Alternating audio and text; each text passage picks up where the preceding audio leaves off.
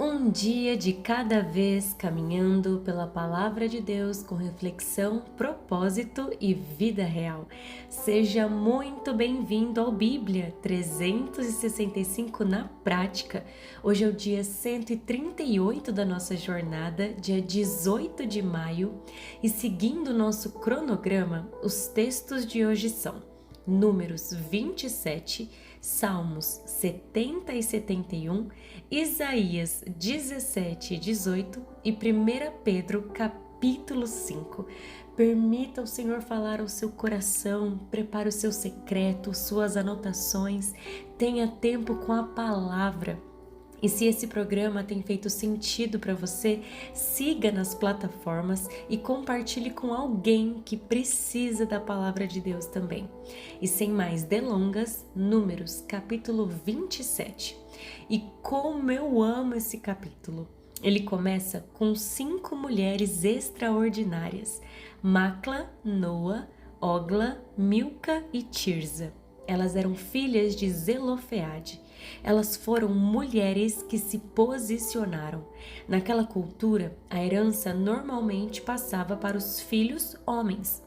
Mas elas se levantam diante de Moisés, dos líderes e de toda a congregação para dizer: por que o nome do nosso pai deveria desaparecer por ele não ter tido filhos homens?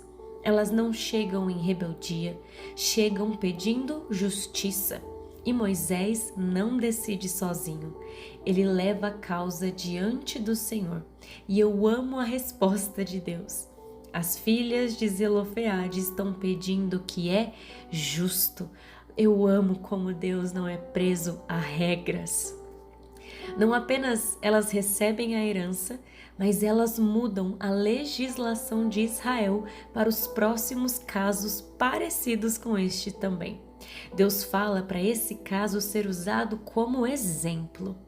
Posicionamentos guiados por justiça abrem caminhos para outras pessoas. Logo depois, Deus anuncia a Moisés que ele verá a terra prometida, mas não entrará nela. Ele será recolhido para junto de seu povo. Eu amo o fato de que Moisés não discute, não se revolta.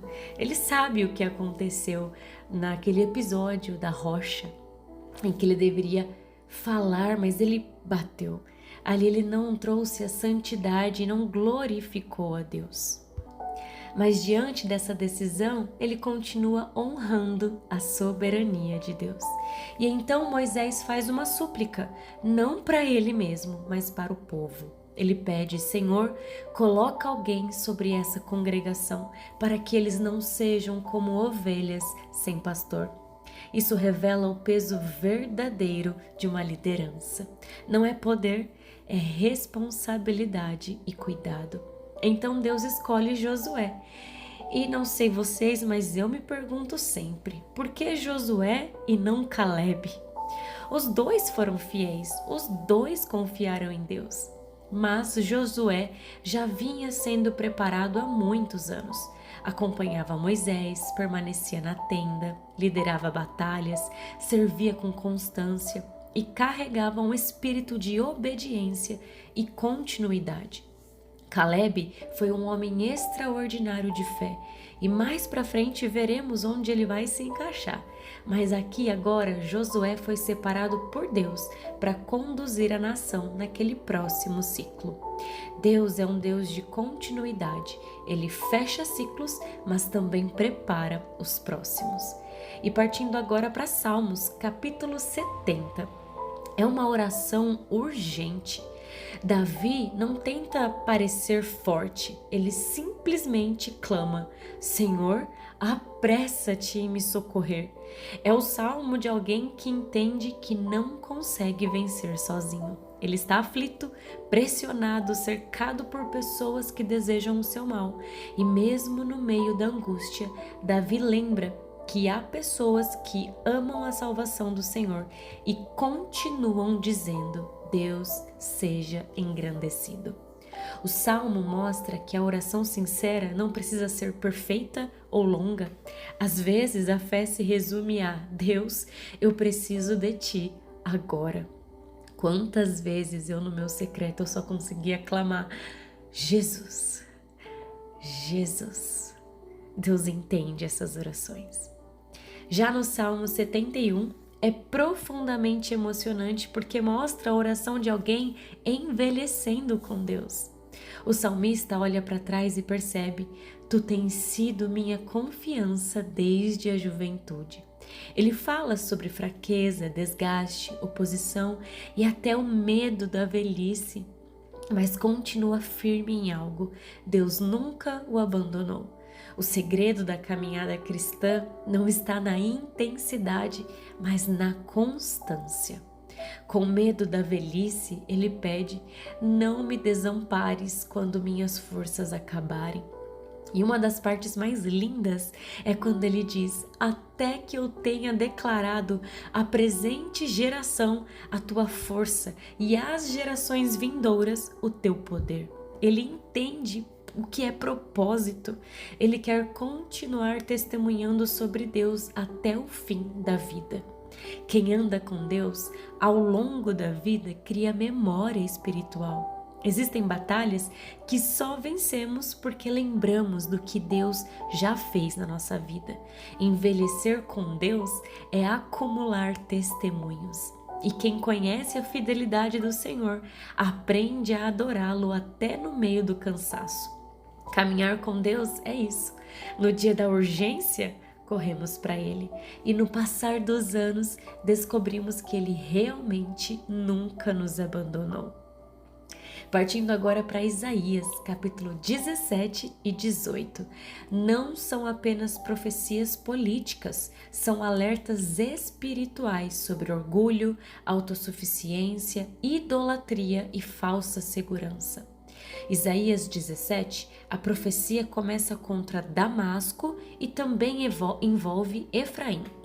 Historicamente, os dois haviam se aliado contra Judá. Então Deus anuncia que tanto Damasco quanto Efraim seriam abatidos, e isso, historicamente, realmente aconteceu. O juízo tinha um propósito espiritual. Deus permitia o abalo para levar o povo de volta a Ele. Isso aparece várias vezes em Isaías e também nas nossas vidas. Quando as falsas seguranças caem, as pessoas finalmente percebem que só Deus sustenta. Muita gente só percebe onde colocou o coração quando perde aquilo em que confiava. Às vezes, Deus permite que estruturas sejam abaladas para revelar onde estava a nossa segurança.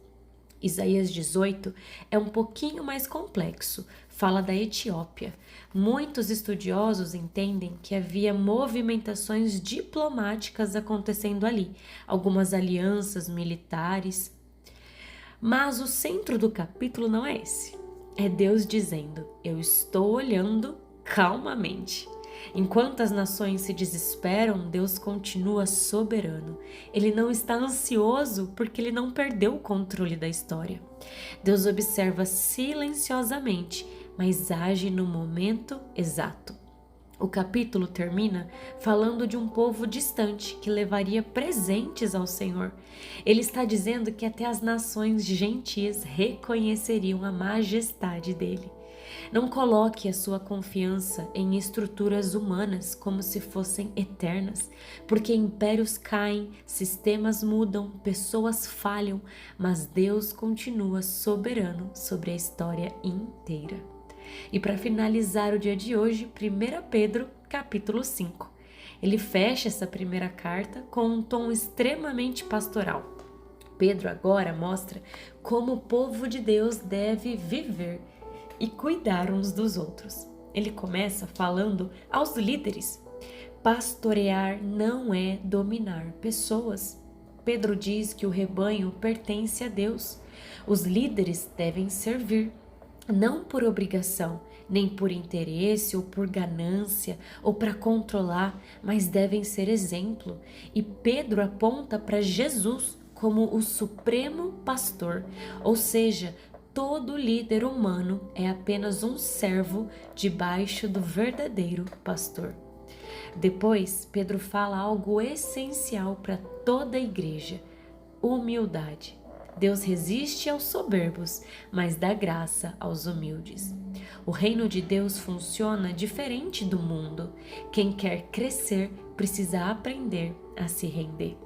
E para quem quer saber de onde saiu o nome da minha caixinha, né? A caixa do lançamento, onde eu jogo ali todas as minhas ansiedades, foi deste versículo aqui de 1 Pedro 5. Lancem sobre ele todas as suas ansiedades, porque ele cuida de vocês. Pedro está escrevendo para pessoas perseguidas, aflitas e sofrendo. Ele não está negando a dor, ele está dizendo: Deus realmente se importa. Podem lançar sobre ele suas ansiedades. Depois Pedro traz um alerta.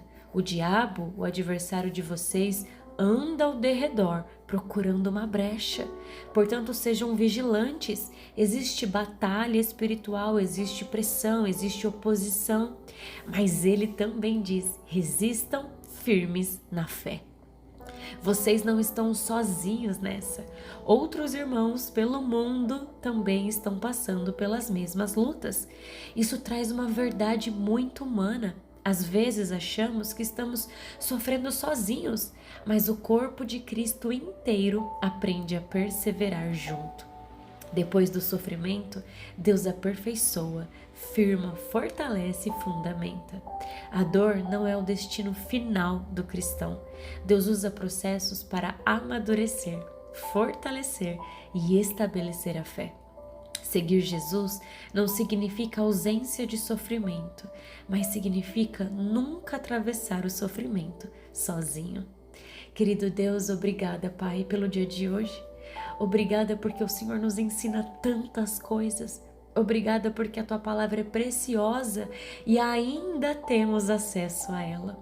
Obrigada pelo privilégio, ó Deus, de poder contemplar e aprender mais sobre o Teu caráter, encontrar Jesus e o Espírito Santo na Tua palavra, vendo o Senhor sendo soberano e a fé sendo tão real e poderosa. Senhor, que isso seja verdade na vida de cada pessoa que ouve esses áudios. Em nome de Jesus, Deus, eu intercedo por elas, para que elas estejam firmadas na rocha. Em nome de Jesus, amém e amém. Que Deus te acompanhe hoje. Viva essa palavra na prática. Amanhã seguimos juntos no dia 139 da nossa leitura.